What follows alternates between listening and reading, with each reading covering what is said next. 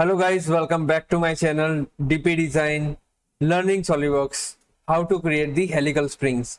So in this video, I'm going to teach you how to draw difficult spring shapes, right? So let's get started. So we go to the part design. As you can see, I've created one spring. So how to do that? We can just start. So in the beginning, you have to make your diameter, the base diameter you need. Okay, let's say if your outer diameter will be, the reference diameter will be 50. Okay, so okay, and you can exit the sketch. Now it will be the base for your springs. So what you have to do, you just have to go to the 3D features and you may find the curves, and in the curves you have to select the helix and spiral. So in helix and spiral you have to select the base sketch. So from the base sketch it will create one center line. Okay, so these are the trajectories as you can see. So you can control your spring by these parameters like a spiral, okay, height and pitch. Most of the time I am controlling it by pitch and revolutions. So what you have to do, if you have the constant pitch, so you can just select the constant. If the pitch is variable, you have to give the distance, the revolution and height and diameter. Throughout the parameters you have to input, and then it will create the springs. Okay, so for now we don't have the data, so we will create with a constant pitch. Okay, so let's say if you want to create the six revolutions, so it will create 6 turns.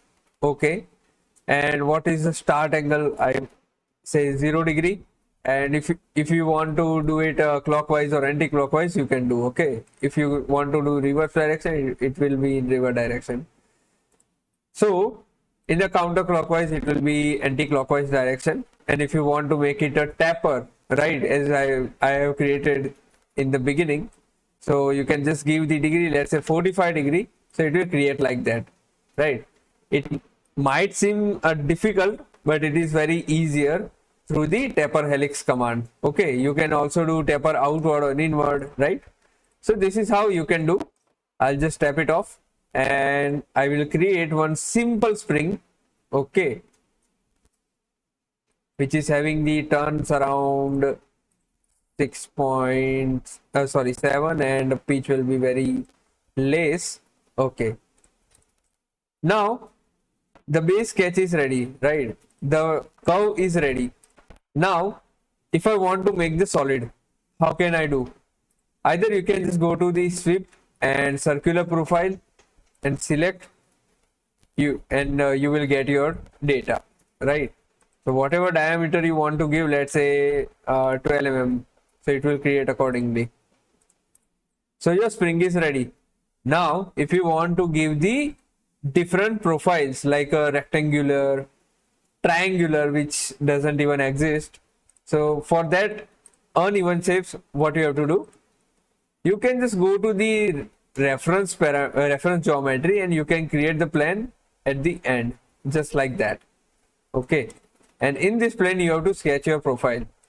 Now if you convert the entities, okay, 3D, if you do in a 3D sketch and convert the entities, then there is no problem, your point will capture. But as you can see, if I create a center rectangle, it will not catch the point, right? So what you can do, I can just show you one thing. You can just select this and make it a 0, and this make it a 0, so it will have the coincident point, right?